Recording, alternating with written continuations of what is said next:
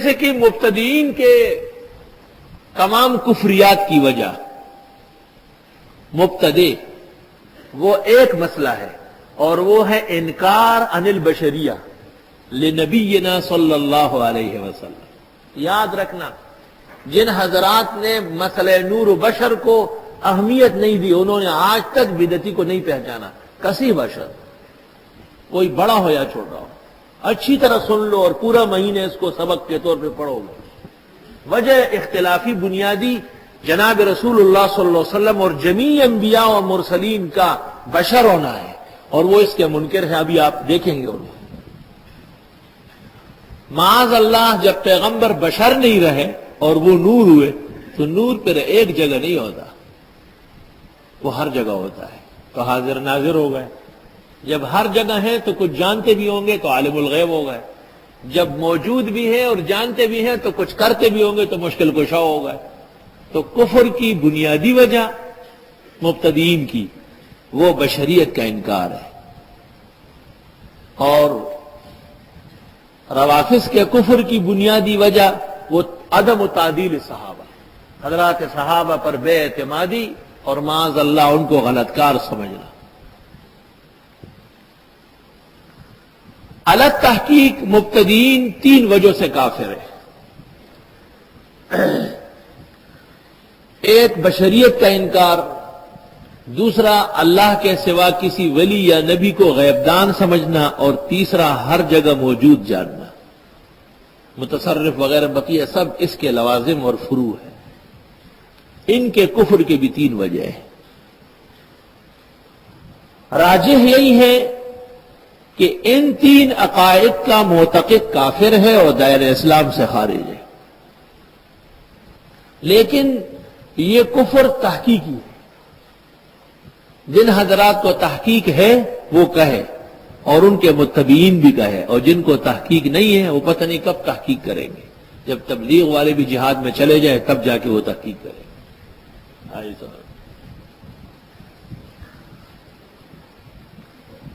لیکن چونکہ بہت سارے علماء بوجہ توجہ نہ دینے کے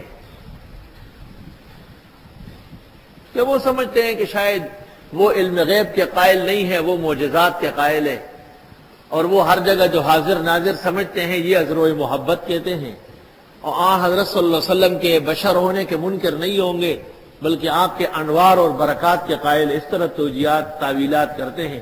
بما لا یرضی بہ قائلہ، جو انہوں نے نہیں کہی وہ تو صاف لکھ چکے۔ مجھ سے ایک شخص ایک دفعہ کہہ رہا ہے مبتدئین کے پیچھے نماز ہو جاتی ہے؟ میں نے کہا نہیں، مسلمان کی نماز نہیں ہوتی۔ کہنے لگے نماز تو مسلمان پڑھتے ہیں۔ میں نے کہا کیوں، وہ مسلمان وہ نماز نہیں پڑھتے کیا؟ پھر بھی مسلمان نہیں۔ مرزائی نمازیں نہیں پڑھتے ہیں، مسلمان نہیں۔ منکر حدیث 3 نمازیں پڑھتے ہیں پھر بھی مسلمان نہیں۔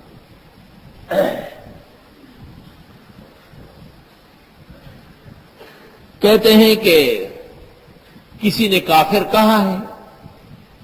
میں نے کہا 700 فقہاء اور محدثین اور مفسرین نے تکفیر فرمائی ہے۔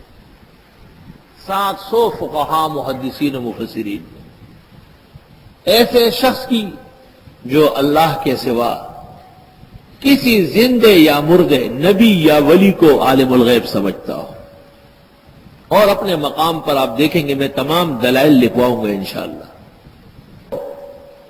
وہ کہے میرے نزدیک تو نہ ان کا ذبیحہ حلال ہے، نہ وہ نکاح کا گواہ بن سکتے ہیں، نہ ان کے ساتھ مناکحت جائز ہے،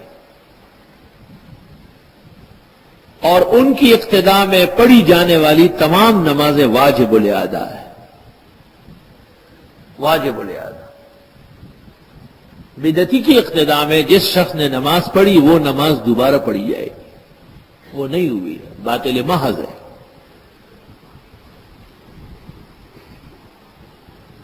ہم مبتدی اس شخص کو کہتے ہیں جو مولوی احمد رضا بریلوی اور مولوی نعیم الدین مراد آبادی اور مولوی امجد علی اعظم گڑھی ان کا پیروکار ہو اور ان کے عقائد کا پابند ہو۔ اور ان تینوں کے وجوہ کفر اعتقادی وہ ہم پر ایسے واضح ہے جیسے مرزائیوں کا کفر واضح ہے۔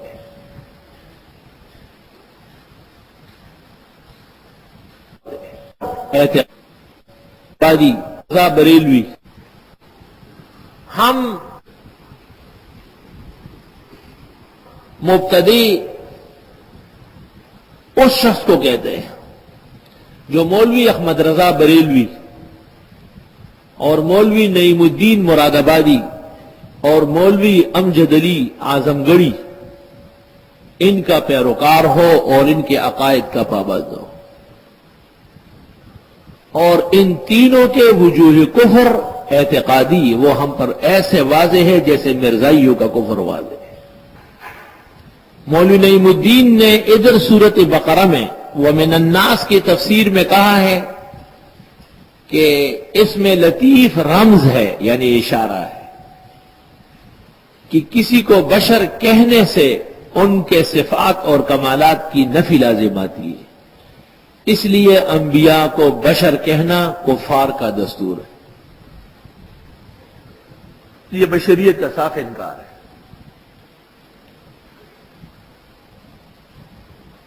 دوسری بات انہوں نے یہ کہی سورۃ کہف کے اخیر میں قل انما انا بشر مثلکم کے ذیل میں کہ حضرت صلی اللہ علیہ وسلم شروع میں بشر تھے، اخیر میں بشریت ختم ہو گئی، آپ نور بن گئے، معاذ اللہ۔ تیسری بات وہ کرتے ہیں کہ حضرت ہم جیسے بشر نہیں تھے،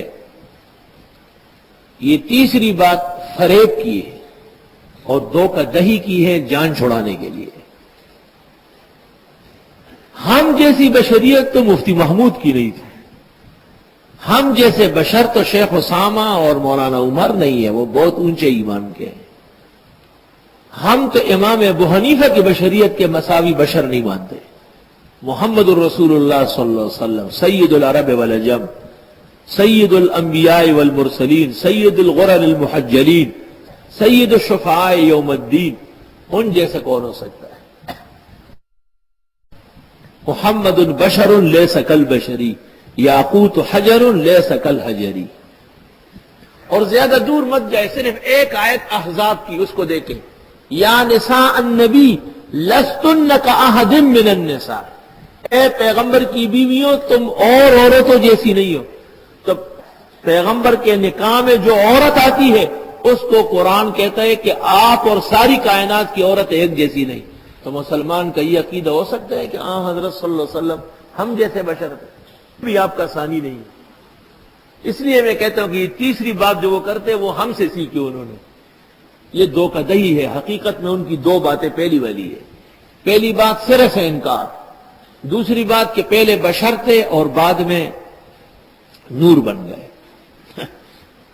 انتقال الجنس من الجنس، معاذ اللہ، اہانت کی بات ہے کہ حضرت کی جنسیت تبدیل ہو چکی ہے۔ ہمارے بعض اکابر اور بزرگ بھی خوش فہمی میں یہ لکھ لیتے ہیں کہ حضرت صلی اللہ علیہ وسلم بھی نور تھے۔ یہ بات مؤول تو ہو سکتی ہے کہ حضرت کا مقام، مرتبہ لتخرج الناس من الظلمات الى النور، لیکن زمانے حال میں ایک گمراہ فرقہ حضرت صلی اللہ علیہ وسلم کو نور کہہ کر بشر کا منکر ہے۔ اس لیے یا ایھا الذین آمنوا لا تقولوا رائنا، اے ایمان والو ایسے مشتبہ الفاظ مت بولو۔ اس عاجز اور فقیر کے نزدیک جناب رسول اللہ صلی اللہ علیہ وسلم کو مقام اور مرتبے کے علاوہ کسی عنوان سے بھی نور سمجھنا غلط ہے۔ کیوں؟ کیونکہ یہ فیصلہ تو پہلے دن ہو چکا ہے کہ ملائک نور ہیں، ان کو سجدہ کرنا پڑا آدم کو جو بشر محض ہے۔ انی خالق بشرا من طین، تو بشر برتر ہے نہ کہ نور بہتر ہے۔ دوسرا مسئلہ، حضرت صلی اللہ علیہ وسلم کا نسب معلوم ہے، آپ کی اولاد دنیا میں موجود ہے، تو نور کے تو تناسل و تناقض نہیں ہوتا۔ حضرت جبریل کے ماں باپ آپ نہیں بتا سکتے، میکائیل و اسرائیل و اسرافیل کے آپ نہیں بتا سکتے، نہ یوم ولادت بتا سکتے نہ یوم وفات۔ تیسری بات، نور کے سلسلے میں کوئی ایک حدیث صحیح نہیں ہے۔ اول ما خلق اللہ نور نبی کا یا جابر لم یثبت ولم یصح لا وجود له فی الدنیا۔ اول ما خلق اللہ نوری لا یثبت، موزون محض ومکذوب مختلق۔ اول ما خلق اللہ نوری لا یثبت، موزون محض ومکذوب مختلق۔ چنانچہ ہندوستان کے محقق اور مشہور عالم اہل سنت کے عظیم مفتی حضرت مولانا عبد الحی لکھنوی رحمۃ اللہ علیہ اپنی مشہور کتاب الآثار المرفوعہ فی الاخبار الموضوعہ صفحہ 147 لکھتے ہیں: الاحادیث التی رویت فی نور نبینا صلی اللہ علیہ وسلم کلھا موضوعۃ و مکذوبہ۔ جو احادیث حضرت کے نور ہونے کے سلسلے میں بیان ہوتی ہے ان میں ایک بھی صحیح نہیں ہے، سب دروغ و جعل سازی اور تفسیریہ ہے۔ اس لیے زمان حال کے مبتدئین جو رسول اکرم صلی اللہ علیہ وسلم کی بشریت کے منکر ہیں اور آپ کو عالم الغیب، حاجت روا، مشکل کشا اور حاضر ناظر سمجھتے ہیں، یہ سب کے سب وجوہ کفر ہے۔ علماء کو چاہیے کہ گھبرائے نہیں، دین کے تحفظ کے لیے کمر بستہ رہے اور ببانگ دہل کافر کو کافر کا ہے۔ ہمارے کمزور فتاوا سے ان کو زندگی ملی ہے، اگر روز اول سے فتویٰ صحیح لکھ دیا جاتا ہے تو یہ حال نہ ہوتا جو آج آپ کے سامنے ہے۔